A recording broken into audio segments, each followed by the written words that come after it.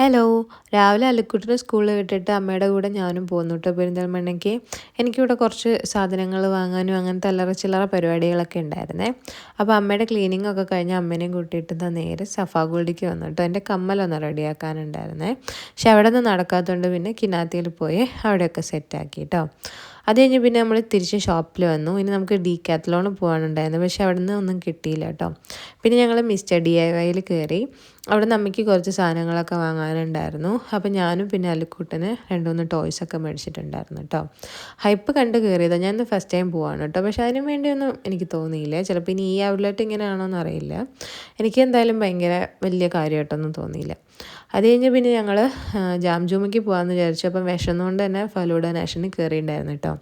എൻ്റെ gym coach ഇത് കാണുന്നുണ്ടെങ്കിൽ ക്ഷമിക്കണേ, അവസാനത്തേക്ക് ഇനി ആവർത്തിക്കത്തില്ല.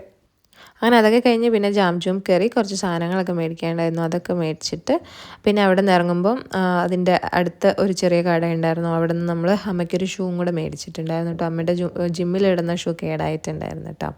അത് കഴിഞ്ഞ് തിരിച്ച് വരുന്ന വഴിക്ക് സ്റ്റുഡിയോ കയറിയിട്ടുണ്ടായിരുന്നു. അവിടുന്ന് അമ്മയ്ക്ക് 1-2 ഇത് എടുക്കാനുണ്ടായിരുന്നു. പിന്നെ ഞാൻ എന്താ ഈ ഒരു ചെരുപ്പ് എടുത്തിട്ടുണ്ടായിരുന്നേ വീട്ടിലിടാൻ വേണ്ടിയിട്ട്.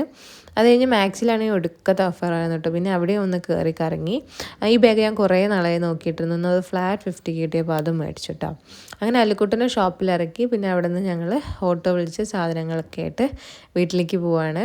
വീട്ടിലെത്തി. അല്ലിക്കുട്ടന് ഇതൊന്നും അറിയില്ലല്ലോ, അപ്പോൾ അതൊക്കെ കൊടുത്തപ്പോൾ അവന് ഭയങ്കര ഹാപ്പി ആയിട്ടോ. അവൻ കുറേ നാളായി പറഞ്ഞുകൊണ്ടിരുന്ന സാധനങ്ങളാണ് കേട്ടോ ഈ ഒരു ഫുഡിൻ്റെ സെറ്റൊക്കെ. പിന്നെ എനിക്കൊരു പാഴ്സൽ വന്നിട്ടുണ്ടായിരുന്നു. ഇത് കുട്ടു അയച്ചതാണ് കേട്ടോ, ഒരു കൊലുസ്. എന്നോട് പറയാതെ ഓർഡർ ചെയ്താണ് കേട്ടോ. അപ്പോൾ എന്താണെന്നറിയാതെ ഞാൻ നോക്കുകയായിരുന്നു. ഞാനിനി അരഞ്ഞാണൊക്കെ ആണോ എന്നൊക്കെ വിചാരിച്ചു. പക്ഷെ കൊലുസായിരുന്നു കേട്ടോ. അപ്പോൾ അത്രയുള്ള വീഡിയോ ഇഷ്ടമായി, ലൈക്ക് ചെയ്യുക, ബൈ.